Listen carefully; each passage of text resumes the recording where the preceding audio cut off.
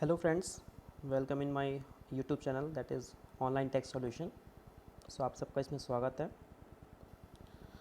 So आज के इस टॉपिक पे जो हम कवर करने वाले हैं जस्ट उस पे जो है वो बेसिक जीएसटी कि जीएसटी क्या है, क्यों लाया गया, जीएसटी के अंदर आपके जो सीजीएसटी, एसजीएसटी, यूटीजीएसटी जो चार्ज होते हैं वो कैसे चार्ज होते हैं और किसको चार्ज होते हैं और इसका जो पैसा है और जिसका जो टैक्स है वो किसको जाता है. सो हम आज की इस वीडियो में हम ये कवर करने वाले हैं. बड़े ध्यान से सुनिएगा, आपको एक एक एकदम डीप में हर चीज़ मैं समझाऊंगा. और आपको अगर कोई भी क्वेरी है, आपके कोई सवाल हैं तो आप कमेंट बॉक्स पे उस पर लिखिए और आने वाले वीडियोस में मैं डेफिनेटली उसको कवर करूँगा. चलिए शुरुआत करते हैं. दोस्तों फर्स्ट क्वेश्चन है व्हाट इज़ जीएसटी. जीएसटी क्या है? ये हम सबको पता है कि जीएसटी का full form goods and service tax है. कहीं हमने भी न्यूज़पेपर में पढ़ा है, टीवी में देखा होगा. इसका पूरा फुल फॉर्म है गुड्स एंड सर्विस टैक्स. ये किस बेस पे है? ये एक्चुअली आपका एक प्रकार का वैल्यू एडिड टैक्स है. यहाँ पे जो भी चाहे मैन्युफैक्चरर हो, चाहे ट्रेडर हो, चाहे रिटेलर हो, चाहे होलसेलर हो, जो भी ये गुड्स पे अपने प्रॉफिट मार्जिन या जो भी एक्सपेंसेस आपके ऐड करते हैं उस ट्रांजेक्शन पे, उस वैल्यू पे, तो आपका कहीं ना कहीं वो उस पोर्शन पे टैक्स देखा जाएगा तो लगता है और वो आपको सरकार को पेमेंट करना पड़ता है. इसके लिए हम एक डिटेल में वीडियो देखेंगे कि किसको कितना पेमेंट करना पड़ेगा. ये पूरा एक चेन होता है, manufacturer to wholesaler, wholesaler to retailer, retailer to distributor to retailer, ऐसा करके पूरा एक चेन है. जैसे आपके कोई भी सामान कंपनी से निकलता है, अगर मैं एक उदाहरण के तौर पे लूँ तो अगर मान लीजिए एक टीवी है, तो एक कंपनी अगर टीवी बनाती है तो पहले अपने होलसेलर को देती है, देन होलसेलर से रिटेलर 1, रिटेलर 2, रिटेलर 3, ऐसे करके पूरा चेन करके तब ये आपके पास पहुंचता है. तो उस चैन पे किसको कितना जीएसटी देना पड़ेगा और किस सरकार को देना पड़ेगा, इसके लिए मैं आने वाले वीडियोस में कवर करूँगा. इसके लिए आप प्लीज़ हमारे चैनल को सब्सक्राइब कर लें एंड मैं कोशिश करूँगा कि हर दिन या 2 दिन में एक दिन आपको पूरा डिटेल वीडियोस अपलोड करते रहूँ इस चैनल पे. आपको पता होगा कि ये गुड्स एंड सर्विस जो जीएसटी है वो 1 जुलाई यानी 1 जुलाई 2017 को आया था. एंड हमारा जो जीएसटी है वो डबल मॉडल पे काम करता है. ये 2 पहिए की गाड़ी है. अगर आपको जीएसटी के नाम पे अगर 1 रुपये भी देना है तो उसमें 50 पैसे सरकार यानी सेंट्रल गवर्नमेंट को जाएगा एंड 50 पैसे स्टेट गवर्नमेंट को जाएगा. तो ये डबल मॉडल में काम करता है. जहाँ पे सीजीएसटी है वहाँ पे एसजीएसटी ज़रूर से ज़रूर आएगा विथ सेम अमाउंट, यानी इनका जो वैल्यू रहेगा वो सेम रहने वाला है.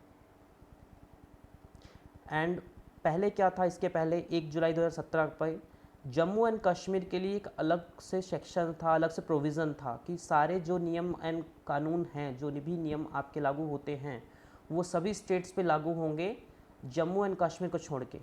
बट जीएसटी आने के बाद ये पूरे इंडिया पे लागू है. इस पर कोई भी एक्सेप्शन नहीं है, सभी ऑल ओवर इंडिया पे ये लागू है. अब इसकी ज़रूरत क्यों पड़ी? हमारा नेक्स्ट क्वेश्चन है कि जीएसटी लाने की ज़रूरत क्या पड़ी. पहले आप जब देखेंगे जीएसटी आने के पहले यहाँ पे बहुत सारे टैक्सेस हुआ करते थे. सबके अलग अलग प्रावधान हुआ करते थे, सबके अपने अपने रूल्स थे, सबके अपने अपने पेमेंट्स थे, सबके अपने अपने रिटर्न थे.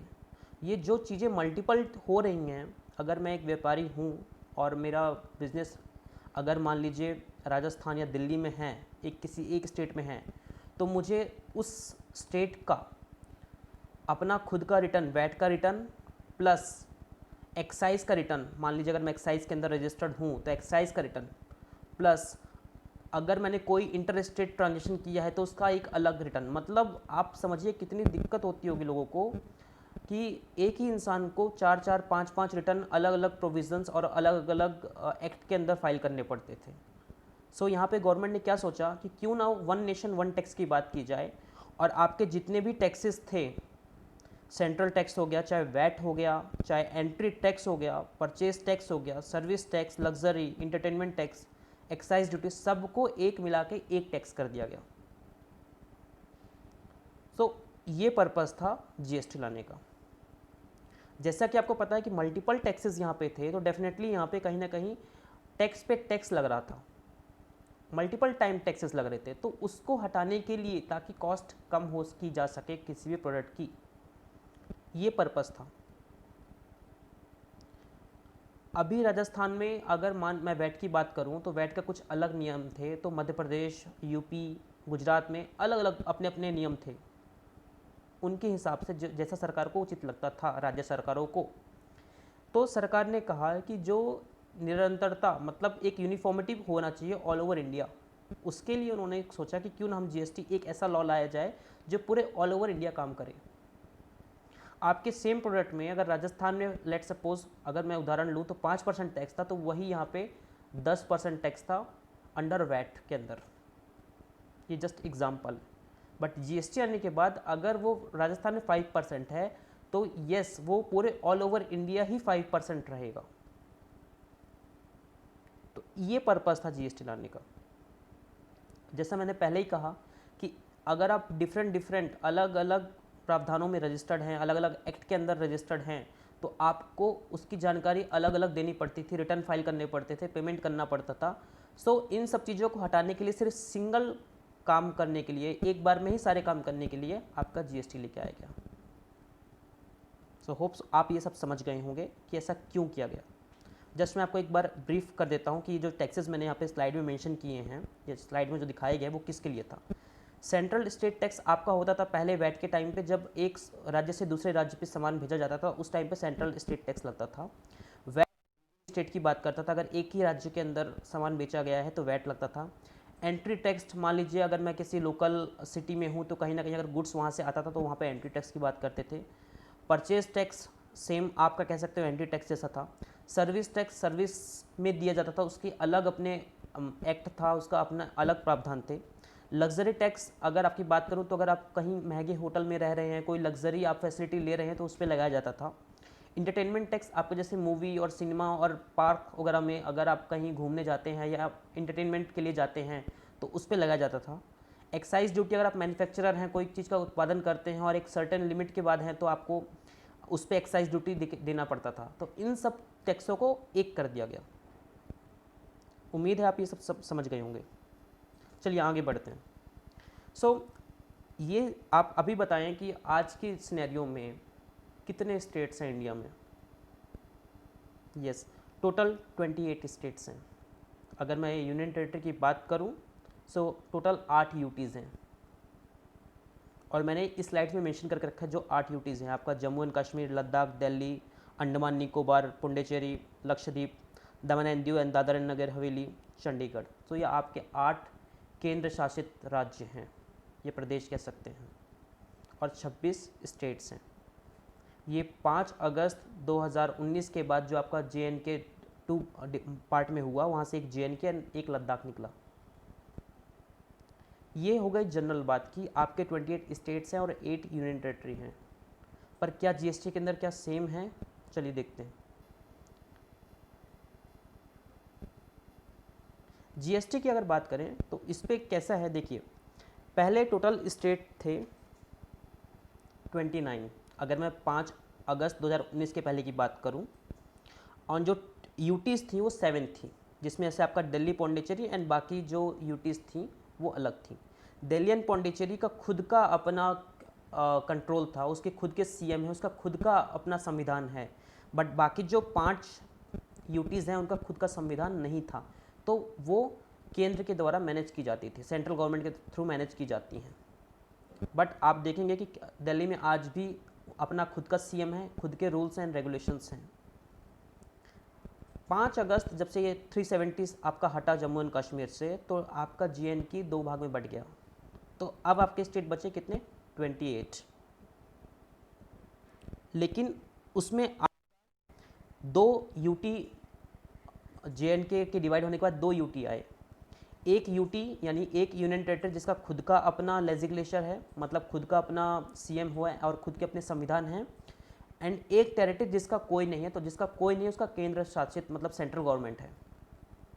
सो जीएसटी पर्पस से आज की डेट में टोटल 28 स्टेट हैं, 3 ऐसे यूनियन टेरेटरी हैं जिनका खुद का लेजिस्लेचर है और ऐसे हैं जिनका खुद का लेजिस्लेचर नहीं है। जो जिनका खुद का लेजिस्लेचर है, जैसे 3 यूटीज़ हो गए, उनको हम डीम्ड स्टेट मानेंगे, मतलब हम उनको स्टेट के तौर पे ही ट्रीट करेंगे। इसका क्या रीज़न है आप समझिएगा, ये कहाँ पे काम आने वाला है। जो 3 आपके यूटीज़ हैं, दिल्ली, पौंडीचेरी एंड जम्मू एंड कश्मीर, उस पर आपका CGST और SGST लगेगा, ना कि UGST। तो इसको डीम्ड स्टेट यानी माना हुआ स्टेट मान के चलेंगे। उम्मीद है आपको ये स्लाइड समझ आई होगी। आगे बढ़ते हैं।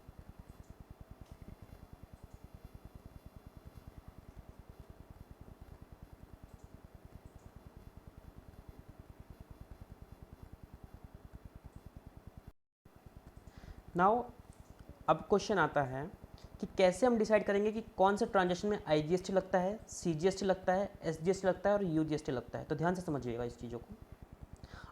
अगर सप्लाई यानी अगर ट्रांजेक्शन और अगर खरीदी और बिक्री 2 राज्यों के बीच में हो रही है, जैसे MP से UP में हो रही है, या UP से दिल्ली में हो रही है, या आपका UP से महाराष्ट्र में हो रही है, तो IGST लगता है। आपके लिए बता दूं, जो IGST होता है वो 2 चीज़ मिला के होता है, वो CGST और SGST का पार्ट होता है। CGST और SGST को मिला देंगे तो IGST बनेगा। मतलब अगर IGST का रेट 9% है, 18% है, तो आपका CGST उसमें 9% होगा, SGST 9% होगा। पर अगर 2 राज्यों के बीच में ट्रांजेक्शन है तो आपको IGST अपने इनवॉइस पे चार्ज करके चलना पड़ेगा। अगर कि कोई अंतर्राज्यीय बिक्री और खरीदी नहीं है, सिर्फ अपने स्टेट में सामान लेके अपने स्टेट में ही सामान बेचा, या अपने स्टेट में ही सामान बेचा आप कह सकते हो, तो उसमें CGST और SGST लगता है। अगर कोई खरीदी बिक्री कोई यूनियन टेरेटरी यानी कोई यूटी से स्टेट को होती है तो इसमें IGST मान लगा के चलेंगे, वो भी कहीं ना कहीं एक राज्य है। अगर उसमें अगर कोई यूटी, जैसे कोई अगर मान लीजिए चंडीगढ़ है और चंडीगढ़ का आदमी व्यक्ति चंडीगढ़ में ही सामान बेचता है, तो उसमें CGST प्लस UT SGST, यहाँ पे SGST लगा के नहीं चल रही, UT GST लगा के चल रहे, खुद का UT का GST, ठीक है, इसलिए UT GST आएगा। अगर कोई ऐसा खरीदी बिक्री हो रही है जहाँ पे जो UT लाइक आपका जो दिल्ली है, उसका खुद का जो जिसका लेजिस्लेचर है, जिसके खुद के संविधान हैं, और वो अगर कोई बिक्री करता है किसी दूसरे राज्य में, तो उस पर IGST लगा के चलेंगे। अगर वही राज्य जैसे यूटी जो दिल्ली है, अगर उसका बिक्री किसी दूसरे राज्य पे होता है तो CGST और SGST की बात लगा के चलेंगे। अब क्वेश्चन आता है कि ये जो UT GST, IGST, SGST, ये इसका पैसा जाता किसको है। देखिए, अगर IGST का पैसा है तो पहले सेंट्रल गवर्नमेंट को जाएगा, फिर सेंट्रल गवर्नमेंट उसमें से आधा राज्यों को बांट देती है, पर पहले पूरा पैसा जो हम पे करेंगे, जो व्यापारी पे करेगा, वो पहला केंद्र सरकार को जाएगा IGST। जो SGST का पैसा है वो स्टेट गवर्नमेंट को जाएगा, क्योंकि SGST स्टेट का है। जैसे अगर मैं MP का पर्सन हूँ, MP में रजिस्टर्ड पर्सन हूँ, व्यापारी हूँ, तो जब मैं MP में अगर माल बेचता हूँ तो MP CGST लगेगा, तो इसका पैसा MP गवर्नमेंट को जाएगा। मैं महाराष्ट्र में अगर रजिस्टर्ड हूँ और मैं कोई सेल करता हूँ तो इसका पैसा महाराष्ट्र गवर्नमेंट को जाएगा। CGST सेंट्रल गवर्नमेंट को जाएगा डायरेक्ट, यानी अगर एक कोई ट्रांजेक्शन हो रहा है जिस पे CGST और SGST दोनों लग रहे हैं, तो CGST का पार्ट सेंट्रल गवर्नमेंट को जाएगा और SGST का पार्ट स्टेट गवर्नमेंट को जाएगा। पर अगर एक ट्रांजेक्शन है जिस पे IGST लग रहा है तो पहले वो पैसा सेंट्रल गवर्नमेंट को जाएगा, देन सेंट्रल गवर्नमेंट डिवाइड करेगी स्टेट में। और अगर मैं UT GST की बात करूं तो UT GST का पैसा सेंट्रल गवर्नमेंट को जाता है, बिकॉज ये सेंट्रल गवर्नमेंट के थ्रू मैनेज होते हैं, तो डायरेक्टली वो पैसा पूरा सेंट्रल गवर्नमेंट को जाता है। आगे बढ़ते हैं। यहाँ पे मैंने कुछ केसेस बताए हैं। अगर समझिए महाराष्ट्र में मैं व्यापारी हूँ और महाराष्ट्र से ट्रांजेक्शन में अपना कोई अगर माल बेचता हूँ पंजाब को, तो यहाँ पे क्या लगना चाहिए? तो जैसा हमने बताया है यहाँ पे IGST लगना चाहिए। समझिएगा, पंजाब से अगर सामान जा रहा है महाराष्ट्र को तो यहाँ पे IGST लगेगा। और मैं मानता हूँ अगर मेरे वस्तु या जो मैं सेल कर रहा हूँ उसका अगर रेट 18% है तो ये इंटर स्टेट की बात हो गई, तो IGST लगेगा। ठीक, दूसरा केस लेते हैं। अगर दिल्ली, समझिएगा, दिल्ली डीम्ड स्टेट मानी जाएगी, तो दिल्ली का खुद का अपना CM है, खुद के संविधान है, तो यहाँ पे क्या होगा? अगर दिल्ली से सामान पंजाब को जाता है या पंजाब से सामान दिल्ली को जाता है, ठीक, पंजाब से सामान दिल्ली को जाता है, तो क्या लगेगा? IGST, इंटर स्टेट मान के चलेंगे। और इस पर मैं वही 18% एज्यूम करके चल रहा हूँ, तो 18% चार्ज होगा।